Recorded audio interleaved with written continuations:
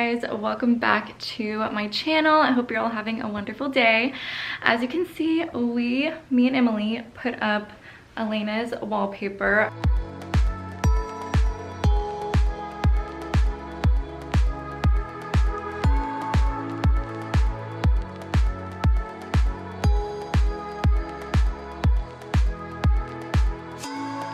I will have inserted a time lapse of us doing it. It was not easy, and I actually feel like I got really lucky with the style of wallpaper that I chose. It's more of like a watercolor and it doesn't look like super perfect or whatever. I feel like it's very forgiving. It is not perfect whatsoever, so don't look too close because things are not lined up whatsoever, but for some reason, like somehow, it looks okay. I think it's really nice. It's like whimsical. It's a lot more like bright and just like, I don't know, bold than I would usually do. And I'm still kind of thinking like, oh, I hope that I made the right decision with this print.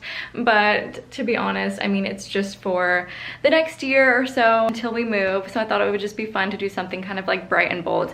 But I still have to put up the name sign. So I thought I would do that with you guys. Let me show you guys how I found out the best way to do it. Okay, so on the reviews on Etsy where I bought the sign, there was this kind lady who wrote in her review the best way she found to apply it to the wall. And she said she took flush mount thumbtacks. So I was gonna try to show you guys. So as you can see, it looks like that. It's a little thumbtack, but it has a flush mount flat side. So she hot glued them to the sign.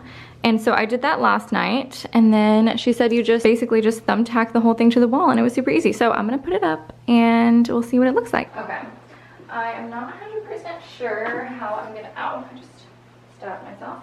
Okay, I'm gonna make sure it's centered. Well, I know the light is centered, so I'm literally just gonna do this, you guys. Hey, Omar.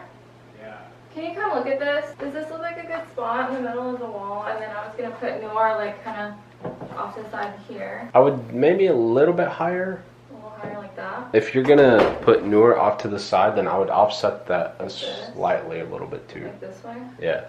Does that look okay right there? Yeah, that looks good. Okay, I want to press it in then.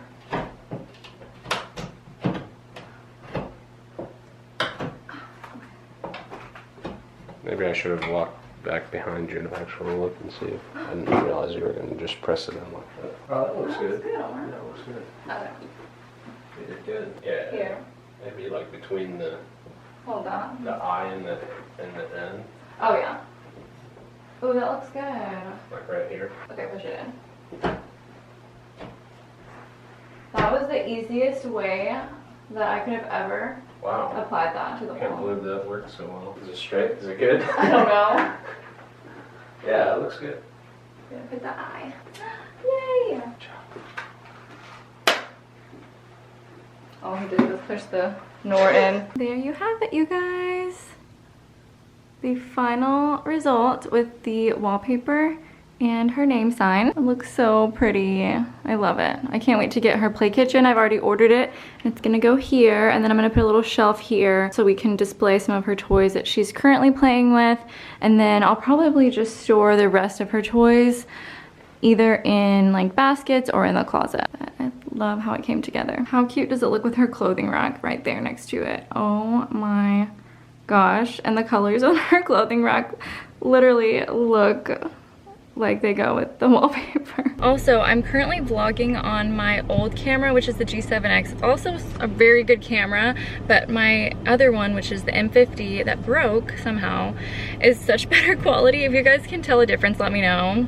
But I do love that other camera. I am actually on my way to a doctor's appointment that is basically just for aesthetic reasons. This has been something that I've been waiting to do after I weaned Elena, and I am getting sclerotherapy done to my legs. If you guys don't know what that is, it's basically where they remove the like spider veins in your legs by injecting them, and I think I was gonna have to pump and dump after doing sclerotherapy, so I just decided to just wait until after I was done breastfeeding because that's how much I hated pumping. I was gonna actually give you guys a little health update, which has absolutely nothing to do with the doctor's appointment that I'm going to now. Like, this is literally just for aesthetics. Spider veins are actually something that like run in my family. My mom has had them. I think I've had them since I was seriously like 14 years old, and it literally didn't even have anything to do with my pregnancy. I don't think they even got much worse after the pregnancy. They've just been something that has always bothered me and just makes me feel like my legs and my feet look old. I'm finally doing something about it. So I thought that I would do a little health update and like give you guys a little bit more insight into what I've been dealing with, because now that I've learned more about it, I've realized and learned how common it is, even though I have literally never heard of this condition. So I just thought I would share in case any of you guys are also dealing with the same thing, so that maybe you guys don't feel so alone, because I right now feel very alone with what I'm dealing with. So maybe hearing other people who also struggle with this could help me as well. Many of you guys might remember when I was pregnant, I talked to you guys about how I had this severe upper right abdominal pain that I got while I was pregnant. I think I was in my early second trimester. I basically just assumed it was my gallbladder, because that is like a very common thing that you can develop while you're pregnant. And my doctor assumed it was my gallbladder. I was just so ready to deliver that baby so that I could not have that pain anymore. Well, the pain never went away, and I got basically every test that you can think of. I got a CT scan, like full, like from like my chest to my abdomen. I got a EGD done where they have a scope look down into your stomach and your small intestine. Basically every single test that I did, blood test, ultrasound, everything was completely normal, and I was left just feeling like, what is wrong with me? Like, I know I am in this pain and there's nothing wrong. Basically, I had to keep going back to my doctor because he wasn't really explaining to me like what my condition was, because after my EGD, he told me that I had some gastritis and, you know, but everything else looked normal. So I thought that my pain was from gastritis. So I think I mentioned it to you guys. I finally know what it is. It's gastritis. And I set out on this mission to heal my gastritis so that I could not be in pain anymore. I did everything in the book for my gastritis, and I went back to my doctor and I'm like, listen, like, I'm still in pain and I just need you to help me fix this gastritis. And he finally told me that that's not what I have. Basically, he told me that what I have is called functional dyspepsia, and I had never heard of this before, but he told me that so many of his patients that day came in for the same thing that I came in for.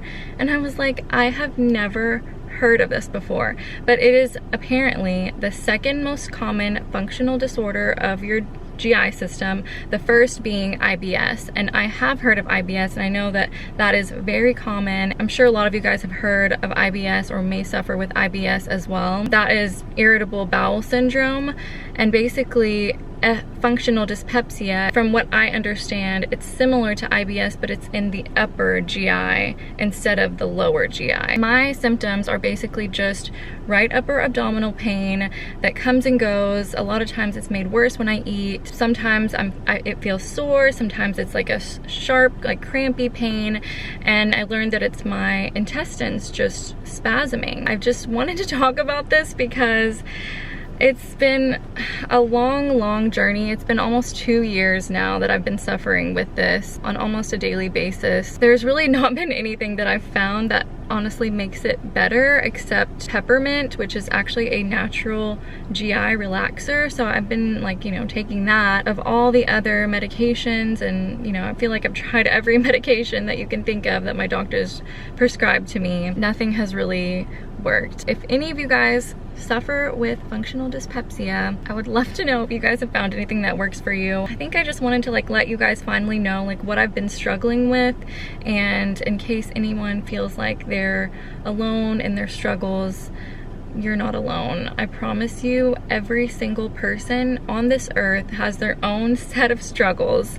And even if it looks like someone's life is completely perfect from social media, I promise you, they have their own set of struggles. It may not look like yours. And I also have been trying to look at my condition in a more positive light. You know, my doctor told me that this condition doesn't really have a cure, and it's something that I'm probably gonna be dealing with for the rest of my life, which I cried about so hard whenever he told me that. But at the same time, there are so many things that I can be thankful for in my life. And if this is one of my biggest struggles, then, you know, I'm doing amazing. Like, I have so many things to be grateful for. And if, you know, pain is like my biggest struggle in this life, then I think I'm doing good, because, you know, alhamdulillah, I'm healthy even though I'm in pain. My family's healthy, my daughter's healthy. That is, like,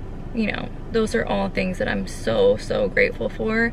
And if one of my biggest struggles is just dealing with chronic pain, then I can do it. I just wanted to quickly just update you guys on like my diagnosis now that I finally know like what is wrong with me. I don't like to like mention health issues on my channel because this is a positive place, but I just wanted to like finally let you guys know, because like I said, in case anyone else was struggling with this, since it is so common and I've literally never heard of it, I wanted to let you guys know that I'm right there with you, and just, I don't know, hopefully we can like give each other support. I'm gonna go to my appointment. I'll let you guys know how the sclerotherapy goes. Like I said, this has nothing to do with the functional dyspepsia, but I'm hoping that this will help me just feel more confident with my legs and my feet. So let's go. It's the next day, and yesterday I went to that appointment for my sclerotherapy, and I was so mad because I sat in the waiting room for an hour, and then after it had been an hour, I was like, wait a second, why did I just wait here an entire hour? Like, even if they were to call my name right now, I still don't have time to sit here for my actual appointment for another hour. So I literally just wasted a whole hour. I was so mad. They were really apologetic, but I was just like, why do I even have an appointment if I have to sit and wait for an hour? Anyways, I guess I'm gonna go do that next week, and I'll update y'all in the next vlog how that goes. Today, I am gonna, let's see, I actually just finished up work, so I'm like so tired right now. I've been staring at a computer screen, and I was like filming stuff earlier and like turning projects in. Now, Elena, my mom is about to drop her off, and I need to cook something for dinner. And I had ordered groceries over the weekend. It's literally Thursday today, and I have not had a chance to make the soup that I've been wanting to make, so I'm gonna make it today. It's my chicken and rice soup. Omar has been loving it. Every time I make it, he's like, I want you to make this literally every week, because I would literally eat it every week, and it's so yummy. So I thought I would make that with you guys today. It's a really good, hearty, yummy winter soup. Also, quickly wanted to show you guys my new Black Friday purchase that just came in. This is the Ricky mirror. Amanda recommended this to me. I used to have my ring light behind my desk, which was just super big and bulky, and then I had an extra mirror on my desk too, and it was just getting a lot. It was just a lot right here. But this has basically the ring light built in, and then it also has this magnetic phone stand that it comes with, where you can just plop it in the middle, and then you just stick your phone in there. So it's nice for filming Instagram stories and stuff like that. So I will link this below. It's definitely an investment, but if you guys do anything where you film yourself a lot, or do tutorials or TikToks or like anything like that, I feel like this is a necessity. Oh, and my mom just pulled up with Elena. So let me go see.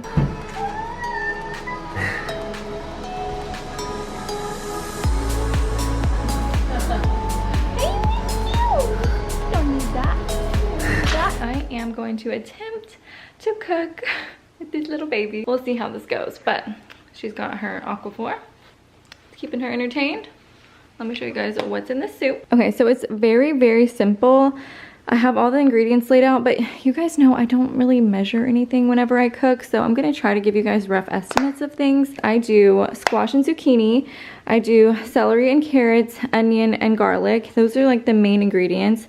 Then at the end, I will put fresh parsley and lemon juice, and it makes it so fresh and yummy. And then I usually do chicken broth. I'm trying out bone broth and chicken broth today. I'm not sure like what the difference in taste is, so that's why I got a little bit of both. For spices, I do a little bit of tarragon, like a pinch, and then I probably do about 2 tablespoons of garlic salt, and then like 1 tablespoon of lemon pepper. I'm gonna put some chicken in the Instant Pot with all of this so that it'll be nice and able to be shredded after it's done. And then I'm also gonna add rice, cooked rice to the end.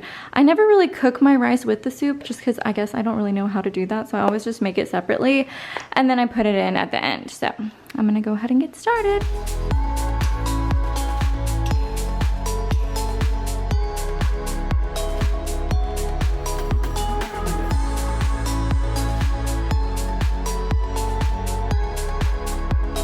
Okay, took a break to pray and to just like chill for a sec because I don't know, like while I was cooking and like chopping vegetables, I just got like so stressed and I realized I haven't eaten lunch today, haven't taken 1 single break since I woke up this morning.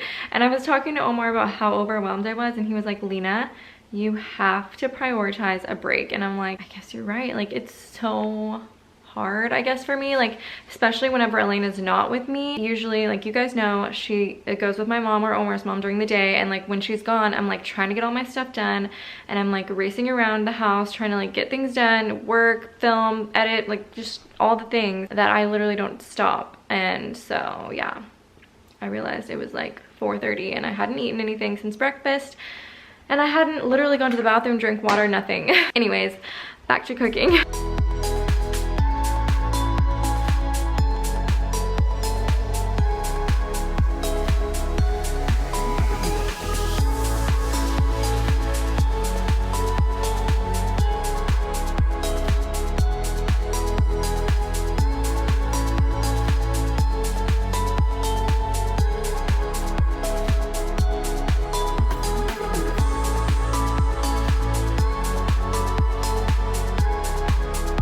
My camera died while I was cooking, but it's finished. I went ahead and shredded the chicken and I added my rice. I added a 1.5 cups of cooked white rice. And then now I'm gonna add the parsley and then I'm gonna check my lemon because I'm not sure if it's good. It's been sitting there a while, but I usually add the juice of a whole lemon and it adds so much nice freshness.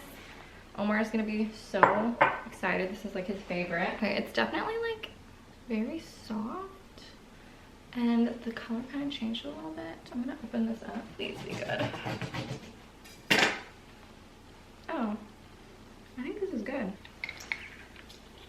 So this is what the soup looks like now with all the rice and veggies. And it smells so yummy and fresh and I'm so excited. Omar's gonna love this. I am currently waiting for Elena and Omar to get home because he took her to his mom's house to play with her cousins so that I could finish filming, so that I could like just de-stress for a little bit because I told you guys I was like having a moment. After Elena and Omar left, I sat on the couch and I did my app, which you guys might think I'm crazy, but I thought I would mention this just in case anyone else suffers with IBS or functional dyspepsia, because this has been really helping me and I have only been using it now for 5 days. Whenever I used it just now, you guys, my pain went from like probably an 8 to a 1. So that to me was just like mind-blowing. I've never had anything that would like work that effectively. So stress is one of the main triggers of IBS and functional dyspepsia. There is an app called Nerva that I found while I was researching treatment for this condition, and it's basically hypnotherapy to trick your brain into thinking that you are not having these digestive issues and like the symptoms and stuff, and it really helps you relax and just kind of like puts you in like this extremely relaxed state. And I could just feel the pain in my stomach just getting less and less and less, and now it's like totally fine. So I wanted to mention that in case any of you guys also deal with any of these digestive issues. I will link the app down below. Again, not sponsored, but it helped me so much today that I was like, okay, I have to share it. And I already was talking about my diagnosis earlier, so I might as well just share it with you guys in the end of this video. Thank you guys so much for watching, and don't forget to subscribe if you haven't already, and I will see you guys in my next video. Bye.